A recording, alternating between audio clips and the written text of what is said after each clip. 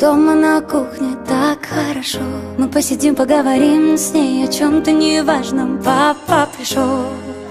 О, мама, если б ты знала, о ком я молчу, но о нем говорить, мама, просто не хочу. На работе целый день воркин, а потом ваш творкин. Зажигается огни внутри, поднимаются шторки. За таких двух там я все отдам. Меня репостит сам мистер Инстаграм. Собирайте все до моей тачки, только покажите мне стиль собачки. Переодеваются дома, в городе весна. Слезы холода на проводах. Перепуганные души перепрыгивают лужи и спешат кто куда. Ты промокла до нитки, открываешь знакомую дверцу. Тебе некуда деться, хранишь тайну под сердцем. Хочешь, стану вот так? Или сяду вот так вот?